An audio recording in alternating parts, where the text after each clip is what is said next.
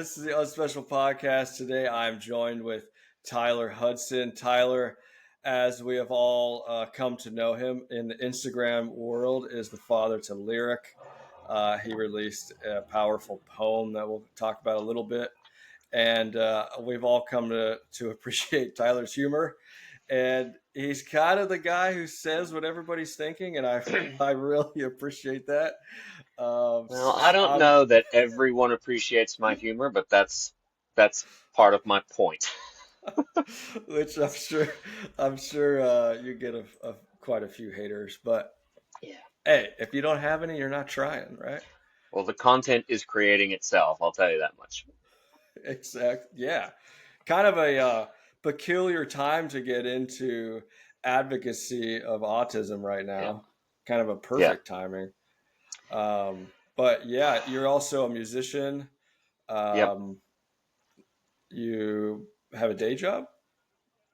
I do. I I'm a wedding singer. Just to put it Sweet. out there. Yeah. That's I get paid in meatballs and all the stigma that comes with singing at weddings, but that's been the majority of my income over the last couple decades. And I Okay. got into that. I got into playing music for a living when my son was diagnosed. Because he was born in Texas. That's where I'm from. Oh My yeah. wife is Australian, and we had moved after the financial crisis in '08. Had a hell of a year in America, and we thought we'd move back to Australia. And shortly thereafter, that's when my son was diagnosed, and my wife was unwell at the time, so I needed a way to make a living where I could care for him and her and not be out of the house too much. And so that's what got me into music for hire, a hired gun, as they say. Okay. And those opportunities just, you know, kept me going. People kept booking me to come play. So I've just made a living out of playing music, which is pretty cool. It's kind of living the dream. I say living the dream or a version thereof. I Of don't think, being a small portion of people, of musicians get to make a living doing it, and it's, right. or not selling out stadiums, but I'm getting to celebrate people on their wedding day. I just had my 324th wedding last weekend, so it's Oh my gosh. been doing it a while now. Oh, it's second nature. So Yeah. just all over Australia? You travel far? Yeah, yeah, pretty much. Uh, again, there's just you just push on these doors and the opportunities open up. Yeah. One of the I got to go on X Factor here in Australia, just from playing. People just kept saying, "Hey, you should go on one of those singing shows." And every artist has a imposter syndrome. It's like, I know the type of people that win those shows. I'm not that type of person. Right. I'm not that good. I just do this for a living, because I have to, or, oh, well, I'm fortunate enough to be able to do that. And sure enough, on X Factor in Australia, I was one of the story guys they put on, because you've got the really talented people, and then they've got the people they want to put on just to tell their story. And I was one of those people. And lo and behold, this was 13 years ago. Lyric, my son, was the story they wanted to tell. Autism Oh. dad, playing music to provide for his family. And so, I suppose in the advocacy, I've been doing it unknowingly for a long time. Yeah. So was the reel you put out of your daughter's poem, was that Mm. the first? I mean, I think that's when I saw your account. Is That that kind that of was got it going? that was in the early days. That was one of the big ones. Yeah. What started me in this, um, we've just been lyric. My son is 17. He's limitedly verbal, profoundly autistic, will require one-to-one care for life. So we've been in the autism space for a while, but I've just let everyone else do the talking, do the things. And what started me was in April when RFK came out and said that he's going to be looking into the causation of autism. And we're just like, Right. yeah, let's go, let's do this. Finally, finally, this is Right. happening. And one of the autism advocates I follow, who I just happen to know through mutual connections, she posted on Facebook, "Keep my son's name out your mouth." And I'm like, hang on a second. Yep. You don't want to know why your son has autism? Right. Hang on a second. Then I watched this swell of people speak out against a person just for purely political reasons. Hmm. Um, because, and I'm just like, oh, we're going to miss our golden opportunity to actually make a difference if I'm letting these people represent my son. And I'm okay. I gotta speak up. I'm not going to do that any longer, and I'm going to let my voice be heard because I need to make sure these people don't represent me. And so that's what started me in being an autism advocate. And I mean, my handle's Tyler Hudson Music because this is my business page. This is what I do. But I just started speaking out. I think I had at the time about 7,000 followers that I'd gained over, a decade of playing music. Like I said, I'm not that great, so it's not a huge following. But Yeah. um, and then that slowly starting speaking out. My following has grown. Like I'll probably pass 100,000 on Instagram next week if things keep going like they are. But so I started telling our story, and one of those things was my daughter had written. She had to write a protest piece for school. So she Mm. wrote a poem called Tell Him Not Me, and it's about her perspective of growing up with a brother that's profoundly autistic and how society, she sees the sanitization as well. Yeah. There's a line in there that says, Instagram makes his pain look sweet. Autism is a disability, but on TikTok it's chic. And I'm reading this going, oh, Yeah. like I I, still can't talk about it without crying because the depth of her emotional intelligence to see that this is what society's doing to her brother. They're whitewashing his condition. And you know what? She's going to be the one that facilitates his care after I'm gone. A- yeah. And and then the backlash I got from making that statement Well, was what was like, people are calling me a monster. They're like, your girl should run as far away from you as they possibly can. You're a monster. And I'm like, hang on a second. oh If man. autism is a gift and it's a superpower, why is it such a big deal to expect his sisters to facilitate his care after I'm gone? Huh? Yeah. And It's that's pretty what I logical. do is I just sit and I enjoy just saying, you need to look at this. This is what families of profoundly autistic people face. These are our realities, and you don't want to deal with it, but I have to stand up and make my case be clear for society. Right. Well, it is such a peculiar time. I think that was in July when Kennedy Yeah. came out and said you can find the cause. And that's kind of like when was getting serious about uh, supporting families. Mm. And it was interesting watching Instagram because, you know, for the majority of the first couple of days, all I saw was the high functioning side. Yeah. And I would be like, the love on the spectrum, like, how dare you talk Yeah. about my kid like this, Yeah. and yada yada. And I taught profound autism for 7 years, and the Mm. back of my head, I'm like, where's all the profound families? Like, Mm. where are my people at? Mm. And then, I'll tell you where they are. They are completely overwhelmed with right, raising their child. They don't have time to they don't got come time to, and advocate. So you don't hear their voices. right. And on the flip side of that, they're silenced. I mean, Yes, we absolutely. we know that. Systematically. Right. Let's get straight into some of the controversy. Do you think then? So the sanitization, you had a great reel about that, which I'm sure you Mm. got a lot of hate on, but Mm. it made so much sense because in light of an inconvenient study coming out, Mm. if you zoom out objectively and look at the whole picture, it's like, okay, if all these profound families are saying the same thing, we need to silence them. And in order to do that, we need to glorify Yeah. what they're speaking out about. And so Yeah. now in the culture, it's like autism is a superpower. Yeah. You think that was all intentional? I think it's to get really philosophical. I think it's a society's need to assuage their own anxiety towards this issue. If we were to admit If it were to ever to become evident that autism is a neurological injury, I mean, by definition, it's a disorder. Right. Like it insinuates that something has gone wrong.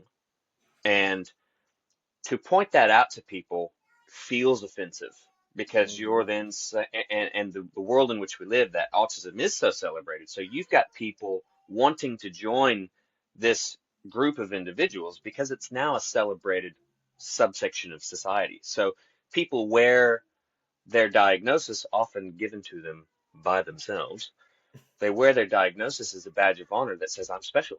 And I think that's beautiful and that's really cool. But also, that's not taking into account the whole spectrum. And so, Hmm. in an effort to make those individuals, the TikTok chic individuals who wear it as a badge of honor, in order to not offend those people, we celebrate the condition and we have the poster children, the rocket building savants, the math whizzes, the telepathy tapes, the magical power, um, Leo. super rare autistic people, and that's what we want to celebrate as society. Yeah. Yeah. Just fascinating. So, what would it take? Like, what would it take? Separating the spectrum, classifying it different. So yeah, as you'd be well aware, in 2013, the DSM-5 limits my social media poking the bear is my hashtag is make Asperger's great again. Like Yeah. bring it back. Bring Because it what you're back. seeing is you've lumped us all into one umbrella.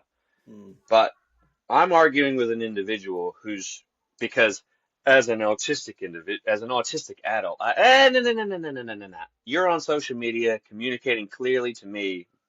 Whatever you're about to say about my son is going to be completely irrelevant because Yeah. you're on different ends of the spectrum. So you can represent you, but we need to have a name for that because that is not this. And as my son goes, it's the same but different. Like, like I think you're seeing the subsets naturally emerge. I mean, profound autism, severe autism, like level 1, 2, and 3.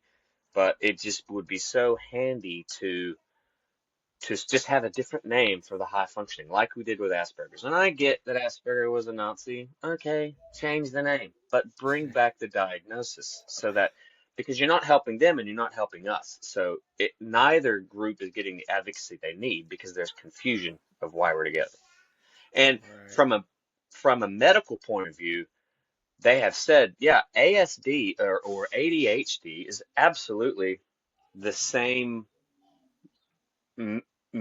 scientific happening of with profound autism. It's all in the same field, which helped me confirm that the hypothesis that autism is a neurological injury.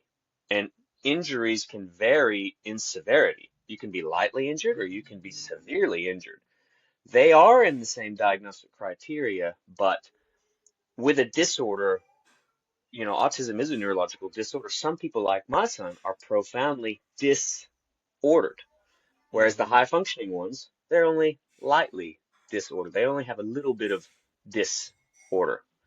And so that's the gradual scale that the spectrum represents, but it is very confusing um, when you put everyone in under the same umbrella.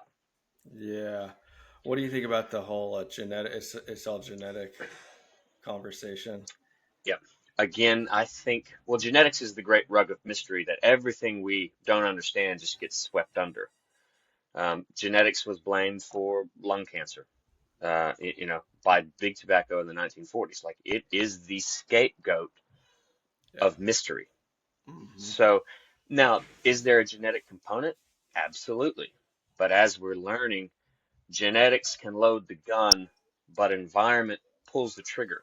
And Hmm. that's what people don't realize. They want to latch on to the genetics, that it's just genetic, because then that removes any responsibility from us as society of being responsible for the the harm that is being caused. Yeah, and I think also it's a challenging psychological thought with families of Mm, when you bring in the vaccine conversation that they could have had some responsibility in it. I don't even know if Yeah. responsibility is the right word, because Yeah. back in the day, or however old your kid is, it's like you were working with what you got, and not everything was in the light. So that's probably some of that battle. Yeah. And that, again, that's the protecting the sensitivity of those. And that's the other thing. Like, I've been dealing with this for 17 years. We know what happened to our kid. We know. Yeah, We were right, there. We were the first responders. We know that he regressed after routine childhood vaccinations. I can't prove that, and science doesn't want me to be able to prove that. But right. when you realize that so many people around the world have the exact same story, okay, this is the signal that needs to be researched. But rather than researching it as Dell with the inconvenient study is trying to do, you're seeing this strong signal, but oh, the implications of that for society, that's really harmful. So we're going to blame genetics. We're just going to say, no, no, no, we didn't have anything to do with this. And for me, it's not about making someone pay. And that's a common thing that, the haters will say to me is like, you're just angry. You just need someone to blame. I'm like, I freaking love my son. He's my best friend. He will live with me forever. I love that for me. I hate that for him. Yeah, And I hate it yeah, for my future grandkids that my daughters will go on to have if they raise their kids in a society where we could have given you more information to help prevent your brother's situation from happening to your own kids. Because if it is genetic, you're stuffed. Like imagine being a dad saying, "Oh, there's nothing you can do about it, sweetheart. It's genetic. You're gonna have special kids just like your Uncle Derek."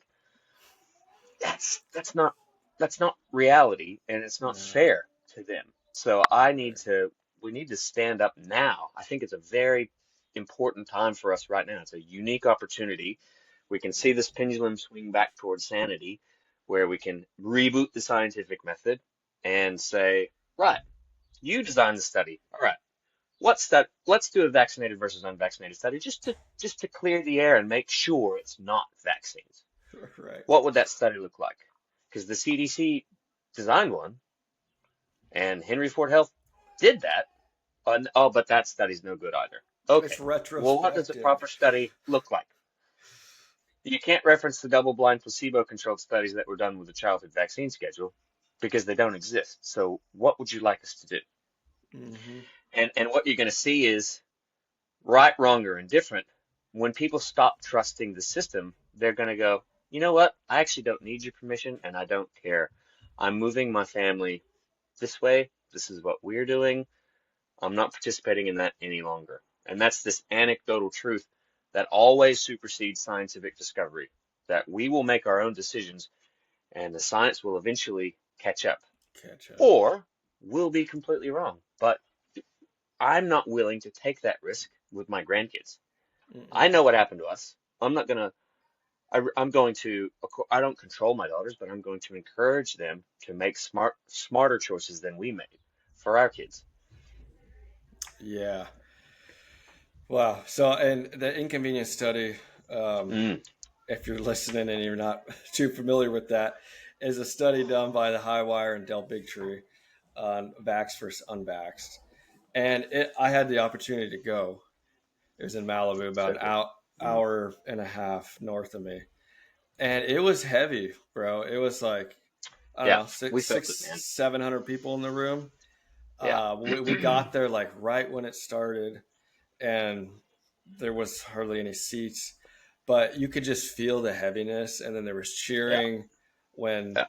you know, moments came to cheer for. I'm getting goosebumps you just talking about it. Like I can't imagine what it was like to be in the room because I felt it here in Tasmania from in our living room. Like Yeah. we were crying. It's you're reliving all of this that you've been through and realizing that there's all of these people still out there that no one's listening to. We're systematically silencing, And and it is heavy. I've been to a few events where he spoke at, and he always has the audience stand up if they've been vaccine injured. Mm, And like three-quarters of the room stands up. I'm looking around like, oh my gosh, again and again. And everyone I have on the podcast, it's like every other story is the same. It's the same. All the families of my students that I taught, same story, same story. And I was sitting there feeling the weight of that. Just, I don't personally have any kids on the spectrum. Mm, And I was feeling the weight of that, and the families that I know that feel the weight of it. And then I had like a crazy moment of gratitude because 9 years ago, before my first child was born, I just started teaching profound autism. And that's when I came across Dell and the mm, High Wire. And I binge watched like no other. I yeah. listened to everything he would say. And I watched Mm, Vax and Vax too. And mm, I got the opportunity to go up to him afterwards.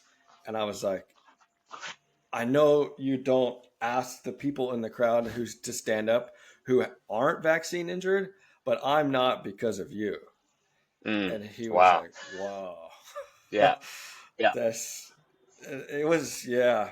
Well, what were your That's really cool. initial thoughts? I mean, you put out a reel, your wife, I mean, I last night my wife was like, "Oh, who are you podcasting with tomorrow?" And I showed her some of your stuff, and she saw your wife, and she Mm, started crying. yeah. She's like, Yeah. "Man, And I think that's what's unique really about, I mean, so my thoughts on the film, it was heavy, it was powerful, it's brilliant, and I don't think honestly, any detractors in there, they either didn't watch the film or you can't think that he's just intentionally spreading misinformation. I think that's a belief system. Like all he's saying is, here's the signal, here's the study. How would you do it better? And let's do it again. He's yes, just calling for more science. And that's what's so odd about this dichotomy is they think, oh, we're get all of their information from podcasts and it's junk science and it's garbage. But we're like, no, no, no, no, no, no, no, no, no. We want more science. You're trying to close the book because the science is settled. But COVID taught us that I know that trick. I know that trick, and we're not falling for it again. Um, but my wife, she started crying um, a lot earlier than I did. yeah, Because it's so raw and it's so fresh. And you know what? She can't deal with it. She reads the comments on my Instagram and she's like, I don't know how you do it. And I was like, well, you get used to it after a while, but I think there's something that makes advocates built differently. And inside this space, there's there's not a lot of male no, figures. It's usually the nurturing, mothering type of advocates, and the advocacy you get, and it's very important, and we are so grateful for that. I'm not a nurturer, but I think you need disruptors to stand up from time to time mm-hmm. and say, no, no, this is the reality. Not even for my kid, but for friends that I know and people that reach out to me and the messages that come in to my DMs. That they say, Tyler, thank you for speaking up for us because no one else is, and it's hell every day. And it takes us a unique, and it's personality based or whatever, but to stand up and say, I'm going to stand up for these people. And you can't be easily overwhelmed emotionally if you're going to do that because it's just very No, difficult. especially if you go against the Mm, norm, you mm. know. Which, yeah, like you said, that this space absolutely needs it, and it needs it from a male. Because even trying to get males on the podcast, I mean, there's just not Yeah, well, too like you said, many. in your blurb, I've seen there's not a lot of information out there, especially for dads, because dads compartmentalize, and saw this in my own life. Like I've got my son, he's being cared for and nurtured, and we're just powering through with life. Libby's meeting his day-to-day needs. I'm taking care of the fun and adventure side of things, but you compartmentalize, and women in particular, they're peacemakers, and they often can't be at peace unless everyone in the home is at peace. Um, and so they wear the scars of raising a profoundly autistic child more so than the men. But the men who are natural problem solvers. We see everything with the lens of how do I fix this? And Hmm. even that language is offensive to people. And that's why I try to say, I'm not trying to cure my son. I'm trying to bring his disorder, I'm trying to limit the level of disorder so that he has more order brought to his life. Right. How is that a Right. bad thing? You want better, Yes. just like anybody wants better for their Yeah. kids. Right. Yeah, that's the natural human response. But what we're doing is, and I think if you could zoom out from society, and I think, as I've said, I believe the causation of autism will be self-evident to future generations. We're so close into it right now, we can't see it. But if you look at history and you zoom out, I think it'll be obvious that our grandkids will go, you guys were crazy. Right. 72 vaccines. Y'all, y'all wilding back then. Like, that's just nuts. And we have to realize that, yeah, just the same way we look at our parents and the things they did. Totally normal. That was the science of the day for them. And we're like, I mean, by 1960, I think it was 1968, only one-third of medical doctors in the U.S. believed that there was a link between smoking and lung cancer. This was 50 years ago. Wow. Yeah, and now here we are today, like, you idiots. It's obvious, like it's so Right. self-evident that smoking causes lung cancer. But when you're living in those times, you just can't see it. You can't see the forest through the trees. Yeah. Huh. And getting older, and that's what's part of what's sent me on this journey is I'm now feeling like I'm 42. My daughter's got a boyfriend. Like I married her mother young. Her mother was 19 when we got married. I Hmm. was 21. Like we were babies. Yeah.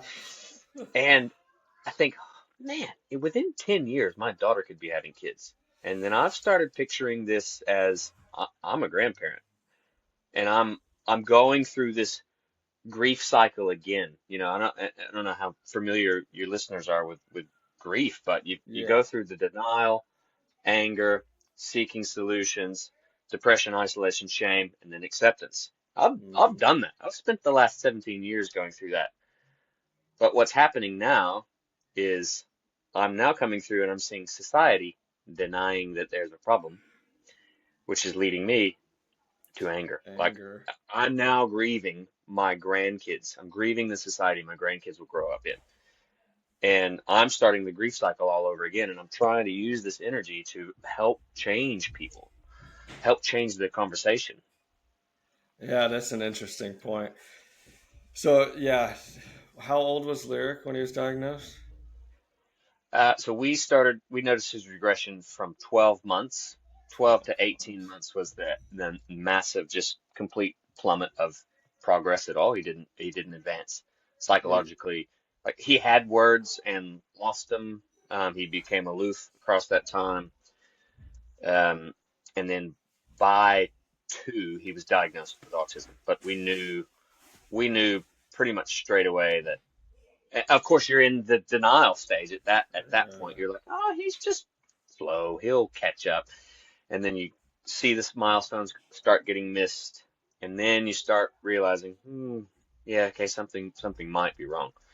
Um, so he's basically, yeah, up to 12 months progressed totally normal, and then regressed. he's your first kid? He is, yeah. First, he's the So oldest. he's 17. So yeah, I've got one boy, Lyric, and two girls, and they're Uh-huh. 15 and 12.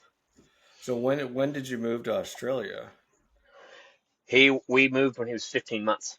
So Oh, so we right moved in the middle we of it. moved in that, yeah, and it was a crazy year, a very chaotic year for us. Lyric's mom, Libby, and Lyric had been in a rollover car accident, so Libby had suffered a massive head trauma, and she was in a coma for 4 days, and she came out of her coma completely personality just changed. She went in one person, came out somebody different, and I'm like, Oh my "Ugh, gosh. I'm gonna need some help with this one." Yeah. And so we moved back to Australia as soon as she was well enough to do so. And all of this was going on with Lyric in the background because he wasn't my main. concern, my main concern was nursing my wife back to health. So that's when we moved back. And again, multi factors.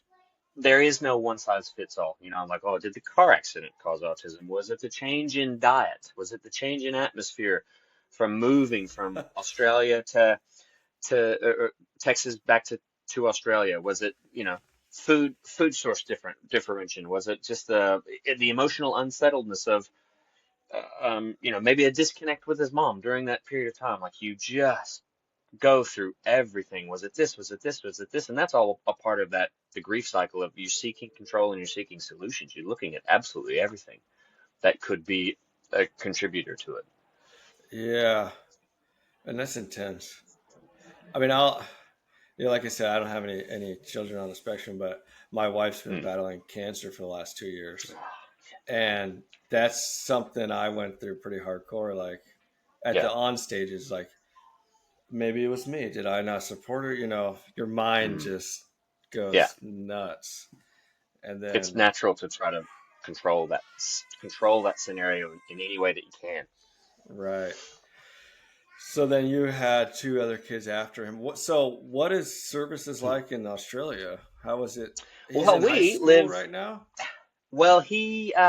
So when we were on the mainland in in Australia, he went to a specialist school, Yeah. which was basically you've got all sorts there. So he was the shining pupil because he could sit at a desk and he was happy to just go off in his own little world and not cause anyone any trouble. So he wasn't learning anything. He was Yeah. just participating in society by attending school, but that was it. He was being babysat effectively. And and the reality is that's very common tale. When you've got all the special kids together, it makes it very difficult to tailor individualized learning. Like, I do not envy the challenge our educators have with the amount of children that have a diagnosis now. Like, my wife is a learning support aide at a school, as long as being a well-being officer and a counselor, and she has prep, kinder, primary school children that who need learning support, and she's like, just in the last 5 years, the numbers have just skyrocketed. Everyone's got a Mhm. diagnosis, and you nearly need like as many aides in a class as there are children because there are so many kids needing learning support. Right. Um, so part of our grief cycle was that depression, isolation, and shame. Like, when we realized this is it for us, we're not, God's not going to provide us this miracle cure. Um, we we just wanted to come to a new place, start over, start fresh, and just create some new Yeah. memories. So we moved down to Tasmania, which is a tiny little island state off the south coast of Australia. There's nothing between us and Antarctica. Like, we're way down south. Nice. Um, and it's cool, man. I live on the wilderness of a World Heritage listed wilderness area. The entire western half of the state of Tasmania is just pure wilderness. There's one road in, one road out. Wow. And my son loves being outside. He loves the outdoors, loves nature. So we bought a property here on the river, and we told the kids that Tasmania didn't have the internet and go outside and play. Enjoy your childhood. Hmm. Um, and so we've been down here, and Lyric then joined a mainstream school with a learning support aide because we wanted him to be have the opportunity to take social cues from neurologically typical children, and perhaps make friends, and if nothing else, then to maybe be a buddy, like be a mascot of these kids because he's a very lovable character. He's super social. He's funny, which is Hmm. amazing for a limitedly verbal child. He makes you laugh because he's so funny. Um, and unfortunately, we didn't find that because kids are kids, and the main concern to a 15-year-old is a 15-year-old. No one, you don't really care about the social aspect of caring for a, a pupil that's different than you. You don't think about making them feel welcome in society. You're just worried about yourself. So, Right. started having some behavioral trouble with Lyric. It was getting to the point we were having to pick him up every other day. Like, the school would call us and like, oh, Lyric's having a bad day. Can you come The get him? And I'm like, I got a job. The Like, dreaded I'm gonna phone have him for the call. rest of my life. Right now, he's with you. Yep. Is he hurting anyone? Well, no. Deal with it. Can he stay till the end of the day? Just can you make do, or do I need to come get him? So, Right. I eventually had to quit my day job because it was just too much. Libby loved her job, so we let her keep doing her thing, and then I've stepped back to part time in my job, uh, just to be able to support my son. But now he's exempted from school. We just made the decision of like he's not learning anything. He hates it. He's dysregulated there. Let's start a program where he can be just developing social skills with support workers out in the community on a daily basis. And then once a week we Perfect. go for a big hike somewhere in Tasmania, which we love.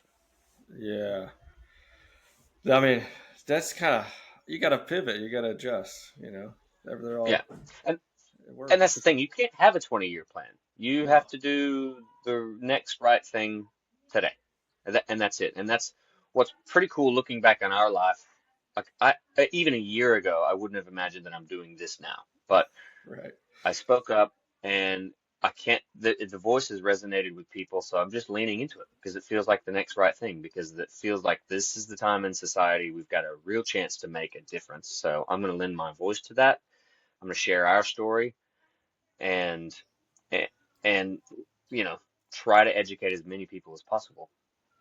Right. So what would you speak to the dads? Because I know, and the fact that you're still married, that's an anomaly.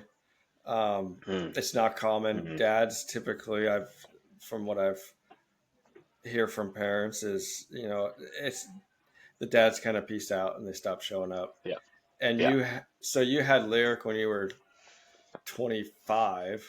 yeah. 25. Yeah. He was 26. You were 26, 27 when the autism was happening. And then your wife had a traumatic crash Mm, and you're still together. Like, yeah. you kind of had it all going against you. Uh, it's a very, very common story that and I hear the same thing. Dad just checks out, and I think a big portion of that is, like I said, men typically are problem solvers, and you're just surrounded with something you can't solve.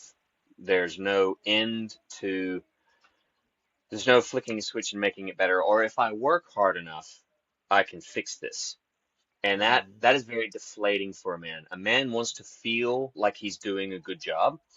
And I see it in my own life, and we'll share about this as well, you know, in future work. But we've been very close to pulling the pin multiple times because Mm-hmm. it just becomes too hard. Um, I tended towards workaholism. I Yeah, just want to feel good at something, and totally. I don't feel like a good dad. But you know what I can do? I can work 80 hours a week and make a lot of money. I Mm-hmm. feel good at that. I feel needed at work. I don't feel needed at home because I can't do anything to fix the problem. Yeah. And and so you gravitate towards that. You want that self-affirmation of just feeling valuable and needed. And unfortunately, at home, a lot of times we just don't, because we might not come with that energy that soothes the atmosphere, or we don't feel like particularly great caretakers, which is what's required at home. So we gravitate towards other things. And then so you just drift drift apart. Drift. Yeah. And it happens so often.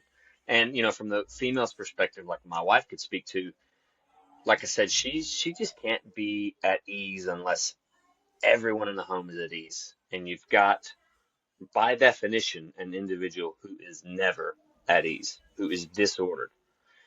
And that weights down on her because she doesn't feel like a good mom because there's someone with dis-ease in the house, and it just drains you. It saps your energy. So, I mean, to be completely honest, we've stayed together because we speak open, honestly. We have a counselor that we talk to as often as required, and then we check in every 6 weeks if everything's going okay. But Yeah. you have to keep that line open. My counselor taught me that whatever you if you push it down, it comes out sideways. Mm, So if you're not just getting it out, even just talking with another dad, like I've got dads in my life who it's a really difficult space for dads to be in, particularly if they have a son with high needs, because everyone in the space is that nurturing, mothering type. And hmm. dads can often come across as, our passion for our children comes across as aggression, which is very frowned upon because it can um, cause people to feel uncomfortable. But I'm fighting for my kids because I love my kids. Right. And it's just a really awkward. Whereas a dad in space needs to be buttoned up and calm and nurturing, and it's just not a natural fit a lot of times. Exactly. I mean, I think you nailed it. And I've experienced that same thing in the last 2 years.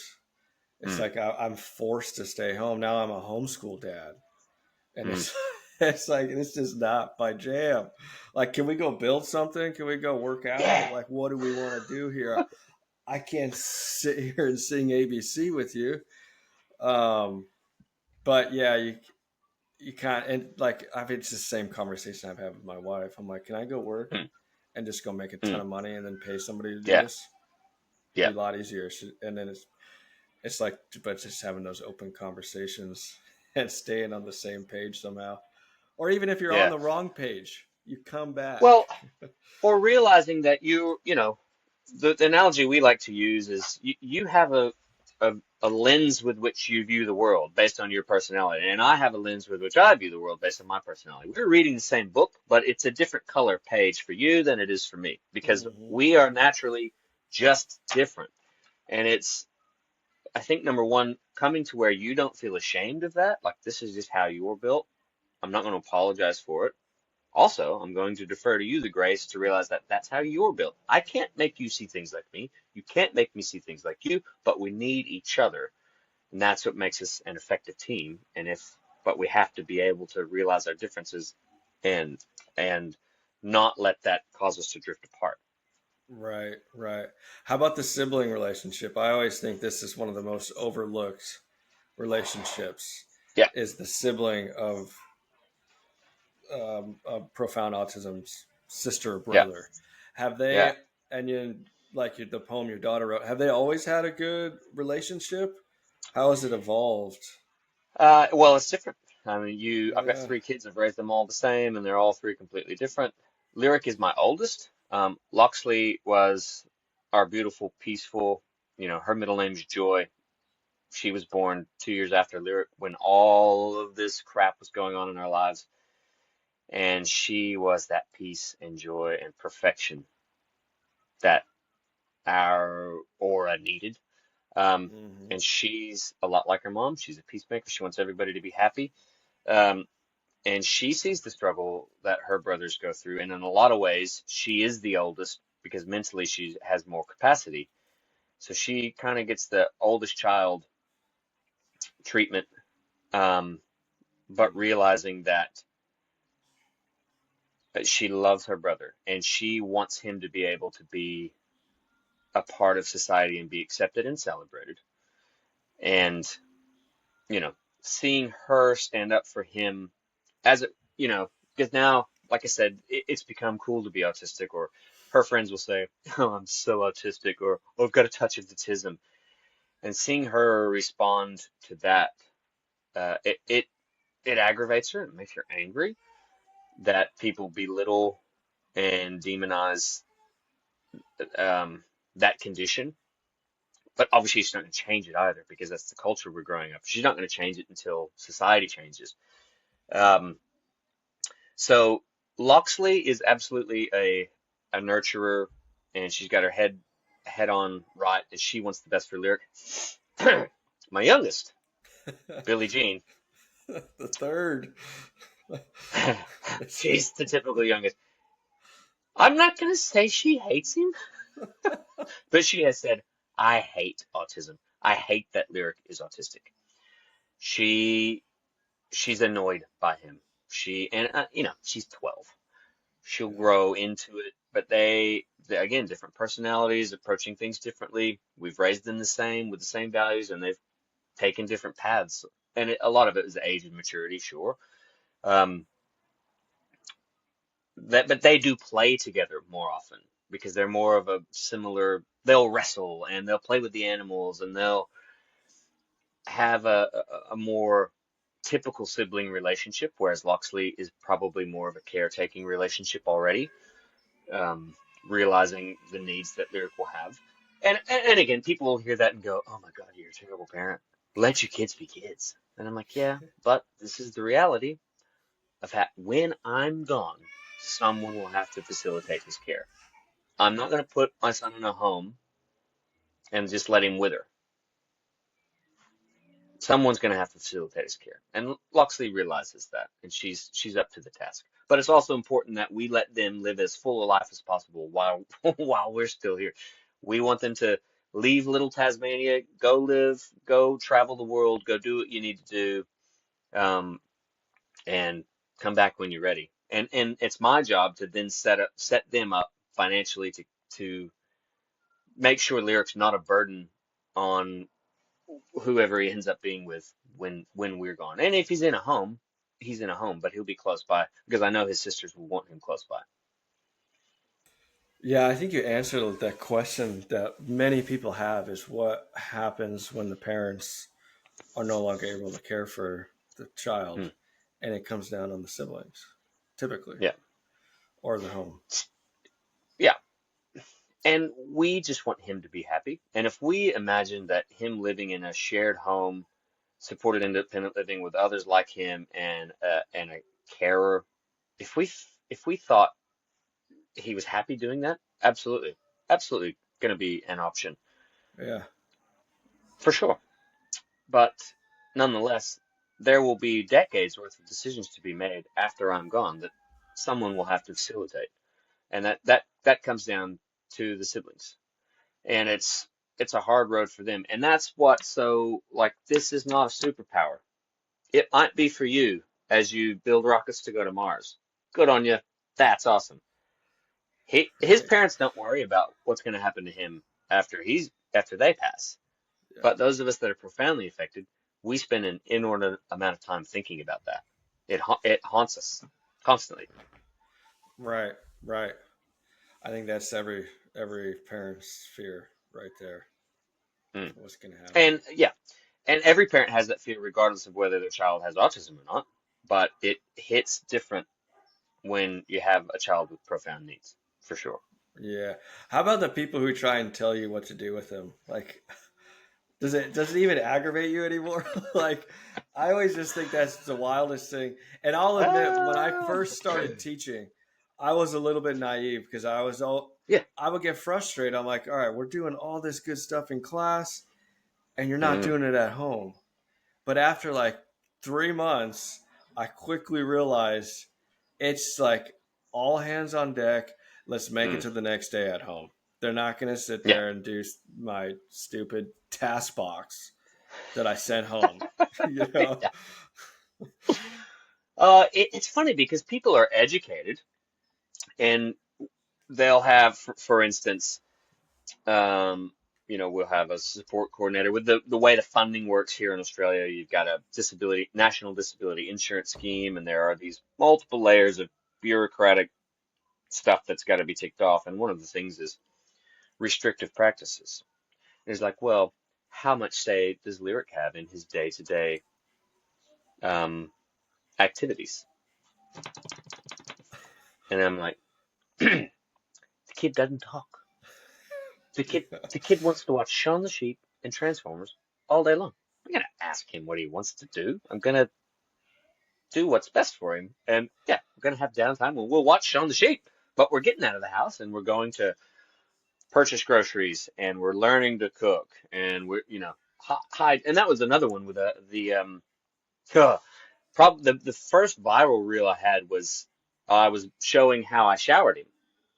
He's in the Oh, shower behind the shower screen, and I'm standing outside, just direct modeling how we have to shower him. And you yeah. can see he's in the shower. You can't see him. He is naked, but you can't see him. And I couldn't believe the negative feedback I got. Oh, you're not using a washcloth? I'm like, Oh my gosh. and it became about my hygiene habits and whether it was bathing him properly. I'm like, listen, people, uh, uh, uh, he can't shower independently. This is a celebration. I'm not in there with him, putting my hands on his body. He's doing it himself. I'm celebrating this. If this offends you, take a hike. Out of here. You're you're completely oblivious How to the about realities that it's we a face. dad showing up for his son, teaching him how to shower? Yeah, and Wow. it's and I didn't and I made that real because I'd started these heavier autism conversations. I thought, oh, this would be funny. This would be a little moment of levity. I'll just record this thing that we do every day. Like this is just a snippet of 3 minutes of our lives that happens every day. Like I still brush his teeth. Yeah. If I don't brush his teeth, he's not going to do a good job of it. He's going to get cavities. He's going to go to Dentist. the dentist. Yep. And that's a whole like I have to brush his teeth, and I've been doing it for 17 years. And people just don't realize. And oh, of course, they're off. They love to suggest, oh, just do this, just do that. Yeah, you suggest it, we've done it. Right. Thanks, Phil. Right. Appreciate it. And keep Uh, the suggestions coming. I never get angry with people. I might not respond, but people just want to help, and that's fine. yeah. What do you think with the current administration and all the change that they're bringing, will they have enough time to make a lasting change? I I I mean, people are for Yeah. sure waking up. That's facts. And that'll be it. And that'll be it. It'll be the shift from do we trust are we waiting for the government to mandate or take care of us? Or as people are waking up, they realize I'm just going to make good decisions for my family. Yeah. And I do feel like the next 3 years are pivotal. And it's funny if I get any political at all in my reels, I can just watch my follower count. Just boop, you'll see a dip Really. because people don't want they make this political, and my child will never understand politics. This is not political for me. But RFK Jr. is proven to be a very successful environmental lawyer. He understands toxins. He understands these things. He understands the effect they have on people's bodies. And the fact he's hated on because he's not a medical doctor. And then I just say, hey, just why don't you look at the previous 10 directors None of of Health them. and Human Services and tell me how many of them have been medical doctors? Right. Very few. And you just handed these talking points that, oh, he's unqualified. Well, actually, a lawyer is a very popular choice for this role because you're administrating a team. You're not doing the science yourself. You're administrating organizations to get the science done. And I think that I don't see how now that the genie's out of the bottle, so to speak, I don't see how you're going to get through this without going back to square one, double-blind placebo-controlled studies, because I don't think people trust the science any longer. And I think if you want to gain trust in the institution, you're going to have to go back and prove to everyone beyond a shadow of a doubt that this product is safe. Not Hmm. that product, but all of them together. The 72 cumulative doses, all of that together is safe. I think society's woken up to the fact that everything is not as it seems. And time is critical, but I think just trusting people to make decisions for themselves if they have accurate information, that's what's most important. And that's I do get passionate about this. I'm rambling a bit, but I think No, that's what's yeah. exciting is you're seeing a division in society, and look, if you want to believe that, you just go right ahead. We're moving this way. I actually don't need you to agree with me.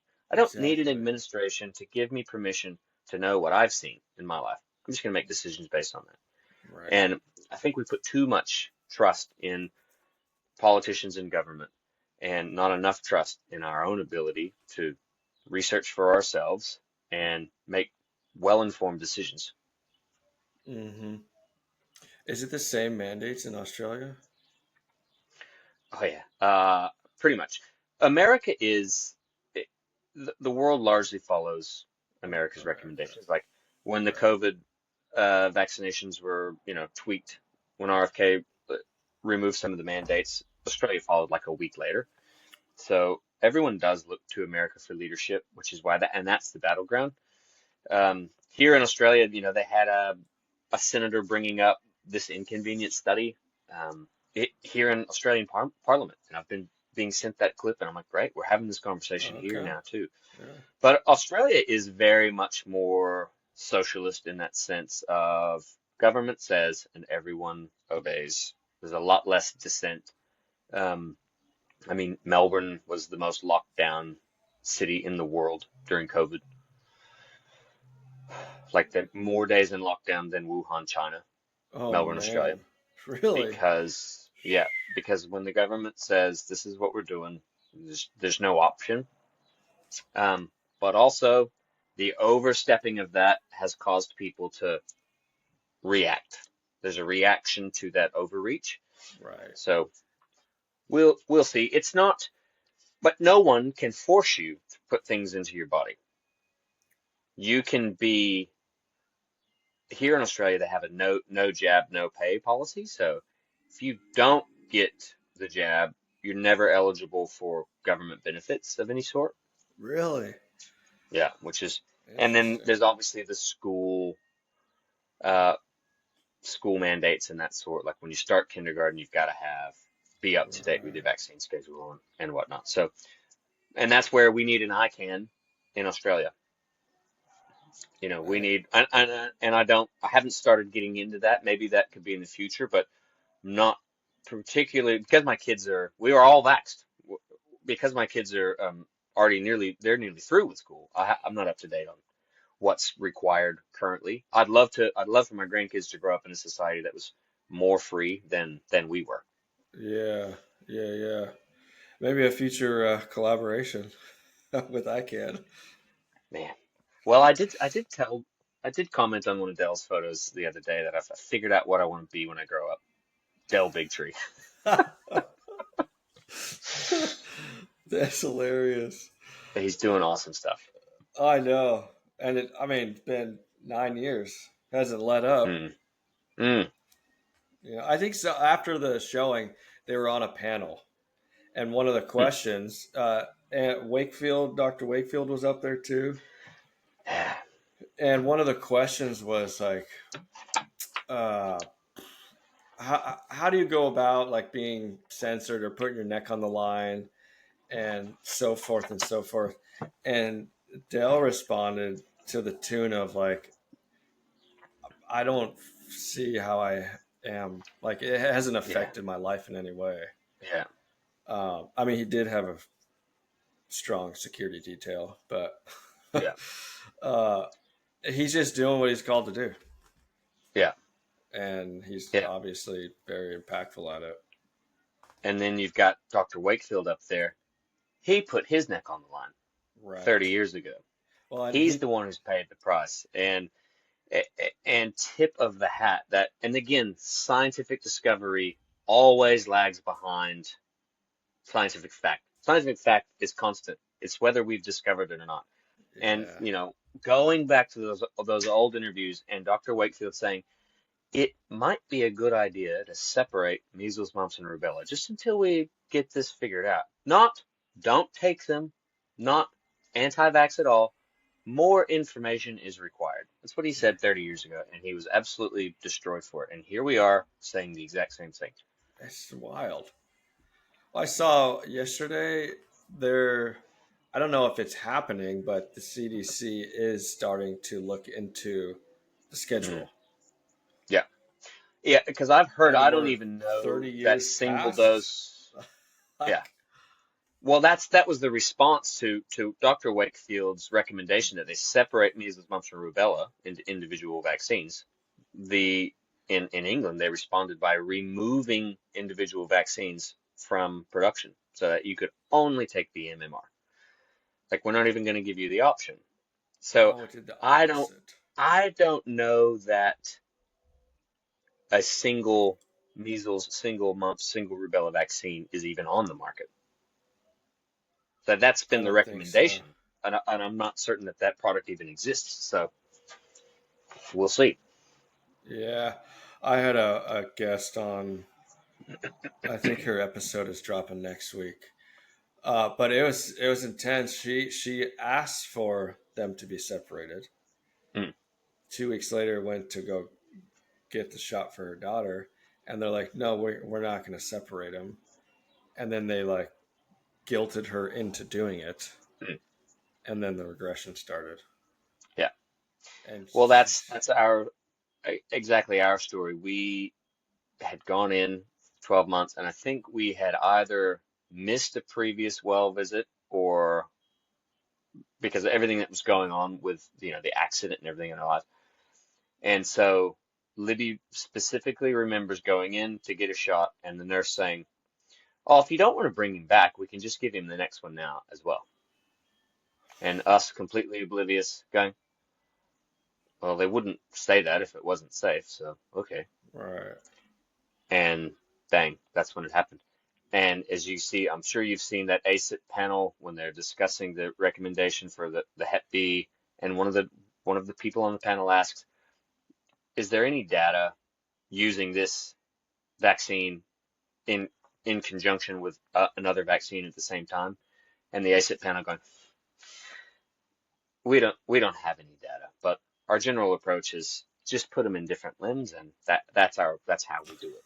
But they have no data. The data doesn't exist. They're just doing the schedule as per the parameters that have been given to them to do. right. They don't have the data. It's bananas. I started reading Vaccine Amen by Aaron Siri, Yeah.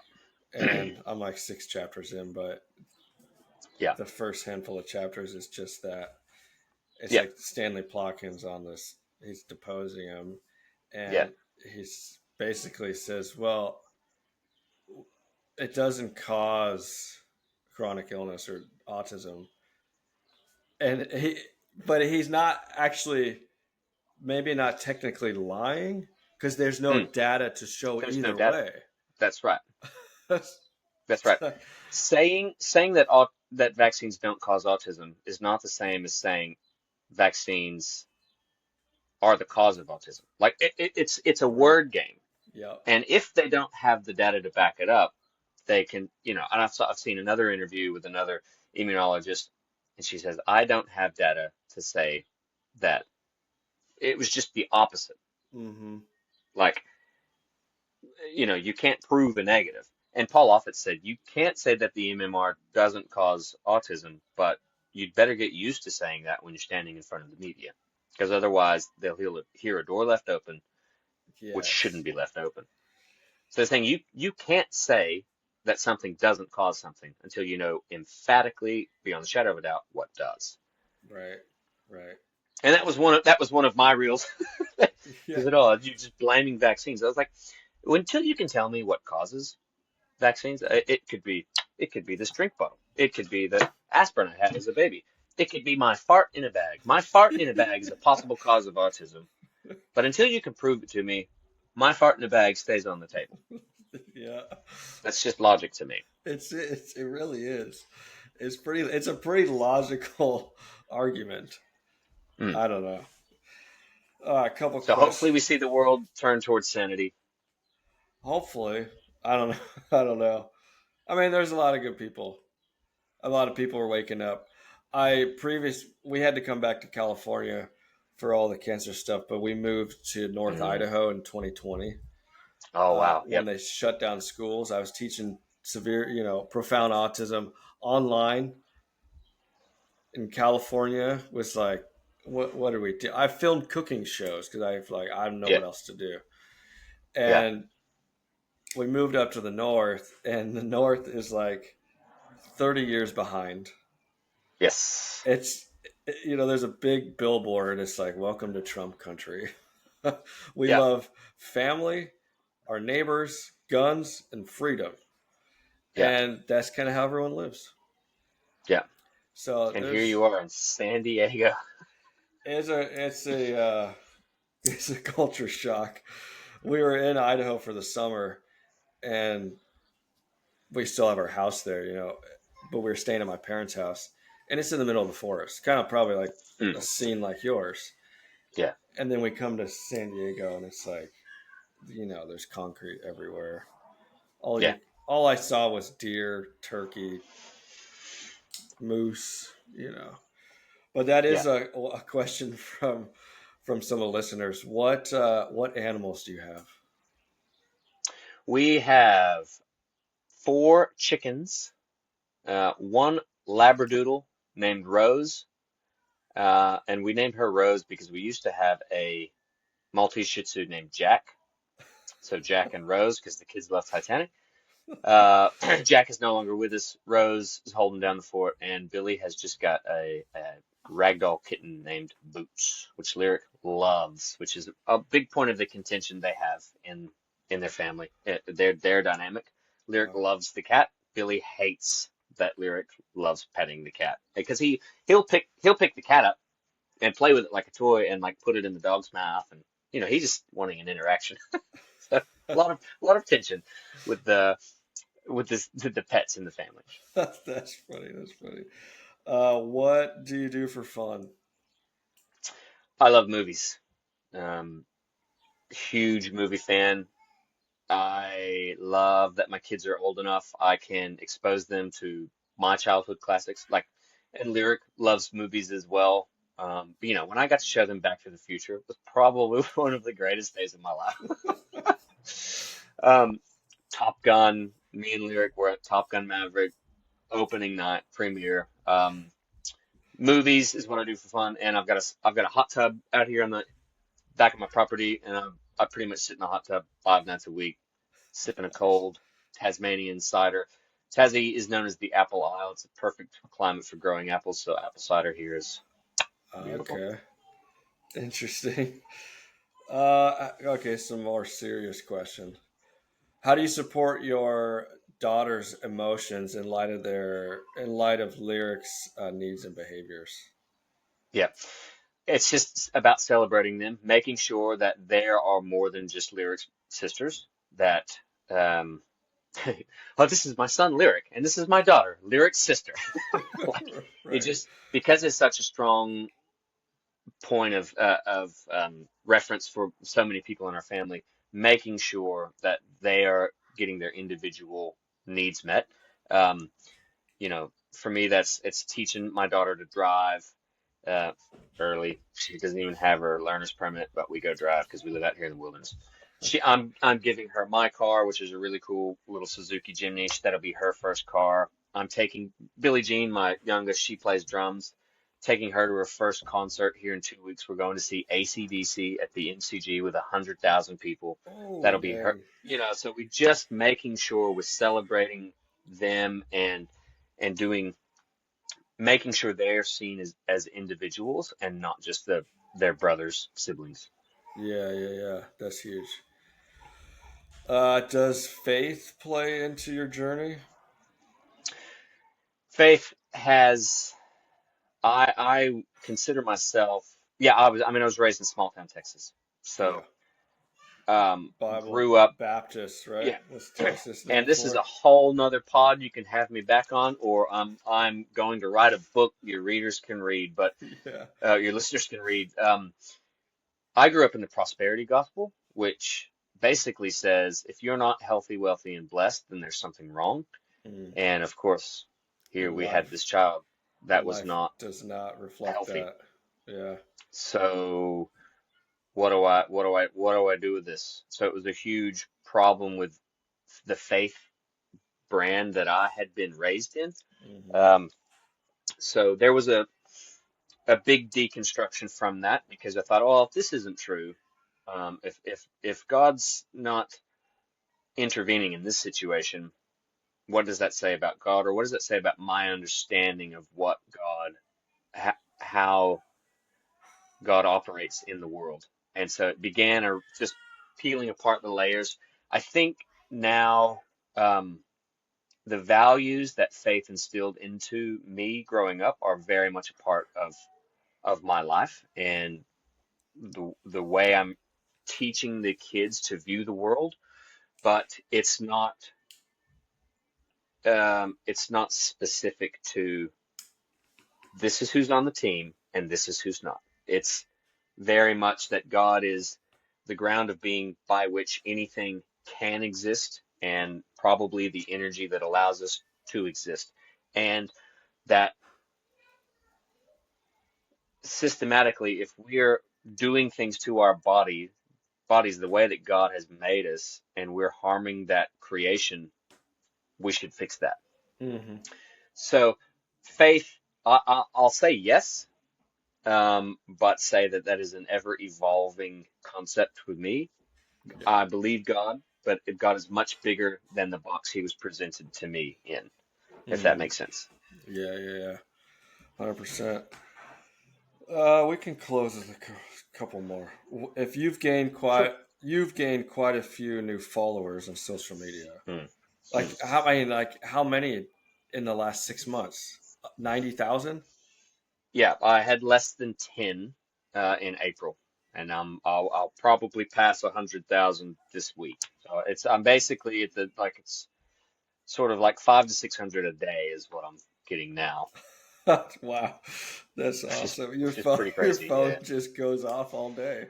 Well, and you go through the cycle of in the beginning you're reading every comment, you're making sure you respond and that you like, and then you You realize I'm can't. not gonna be able to do this. I'm just not going to. And then it becomes about um then you're getting messages and like I just don't want to spend my life on my phone, Right. but it's important for people to hear the message and particularly so that they feel seen. I want to make sure people are feeling seen, so that they know they're not alone. But I don't know what the future holds with that. Um, Yeah. we'll just see. I mean, I never would have imagined 100,000, but I don't know where you go from here. Like I don't know. I don't know where the ceiling is. What I know is people are being encouraged and people are being challenged. So I'm going to keep doing what I'm doing.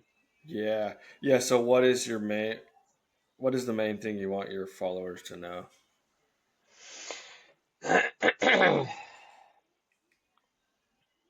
I want people to reconsider what they think they know about autism and what they think they know about raising a child that's profoundly autistic. Yeah. And I want you to listen to the parents. And I'm trying to represent that voice that, uh, but it's never cut and dry.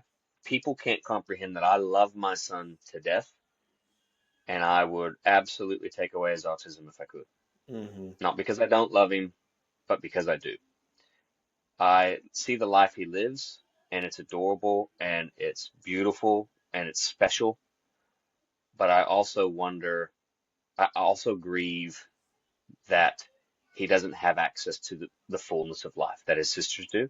And people will say, "Oh, well, you're just ableist. That's why." And I'm like, no, I'm just a normal human being who wants, Yeah. who would like to see my son not harming himself, who would like to see my son communicating clearly and not getting frustrated that he can't get his words out, and that he is going to be capable of things in life. And it is a developmental delay, and it's beautiful. It's also tragic, Hmm. Do you and think both things can be true at the same time. Right, I think that's where people kind of get mixed up. They don't think it can be both true. Hmm. But I had this conversation with someone else. Do you think taking away his autism would change him? Obviously, it would. No, I mean, it would Or change like the his. behaviors. Yeah, but that's what's so interesting is that he's genuinely a funny person, and I wonder, would he be a comedian if he had the capacity to communicate? Like, what would he be doing with his life right now? Because I think it would change his day to day, but he as a person, it's like you can look at him, you can look in his eyes, and it's like there's just this sticky fog of confusion that just sits right here, and all you want to do as a dad is just rip it off and say, "Be free." And it's like some days you just swear he's gonna go, It's just gonna "Whoa, that shake was it out. wild. Hey guys, how's it going?" Like he's right there, and how soul crushing that is that I can't get to him. I just can't get to him Yeah. because he's there's just a haze. of a fog in his brain.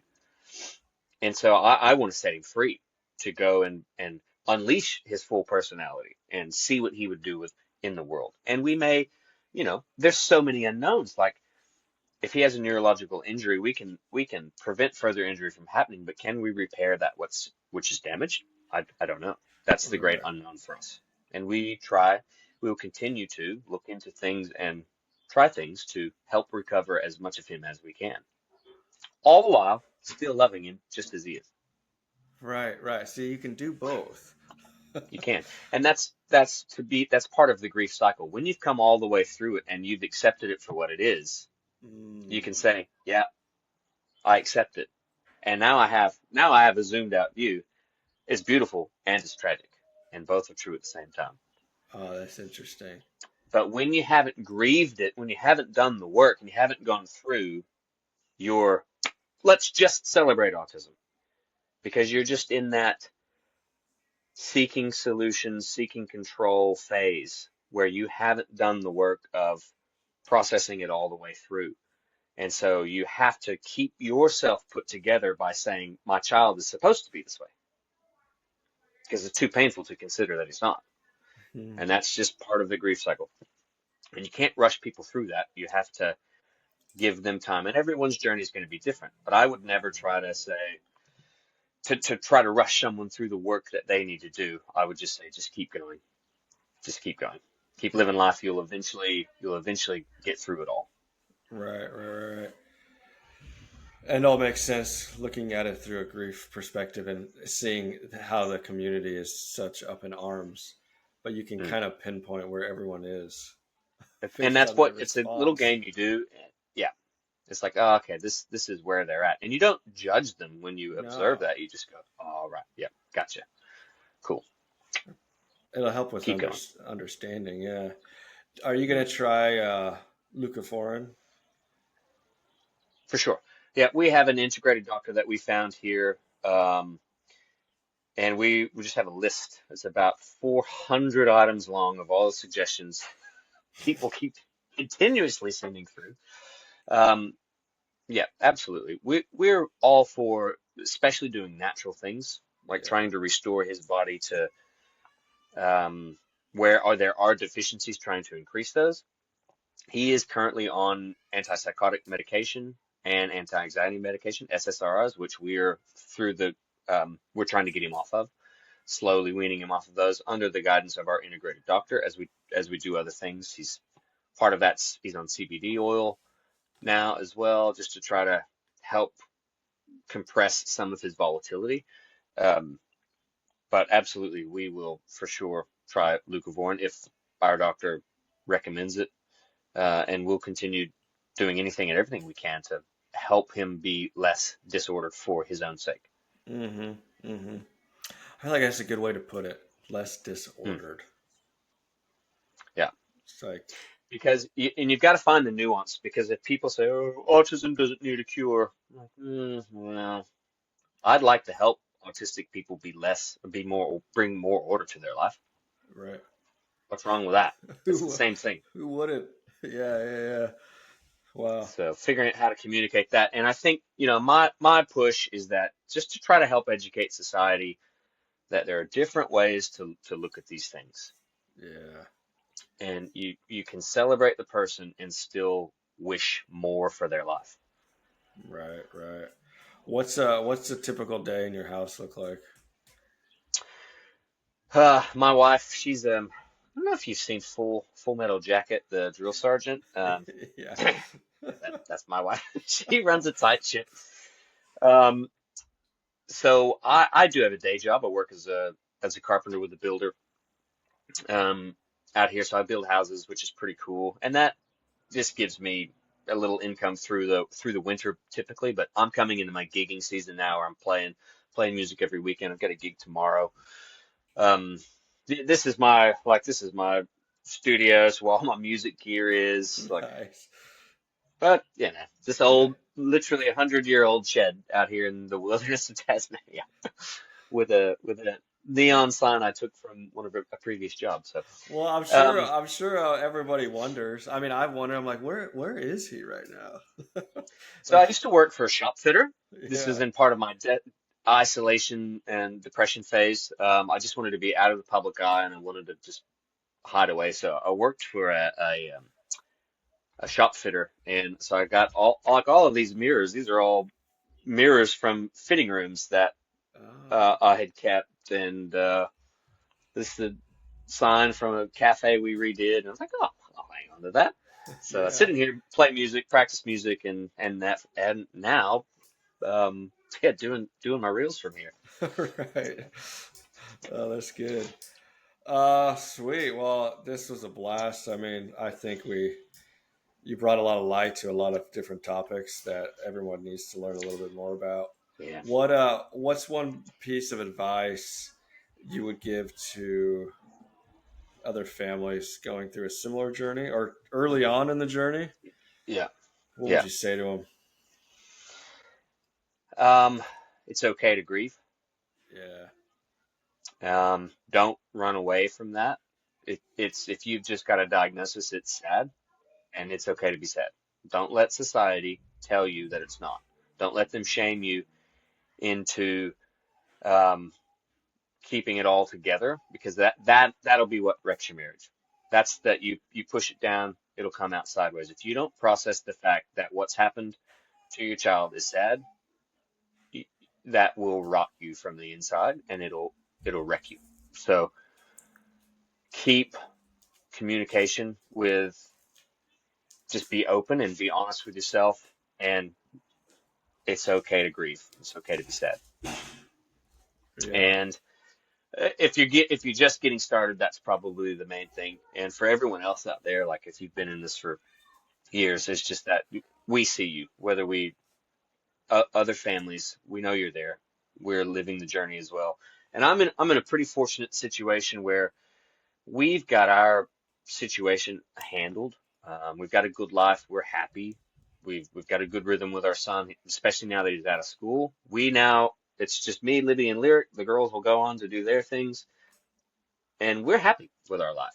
And you'll get to a place where like your capacity grows. That's probably what Mm. I would say.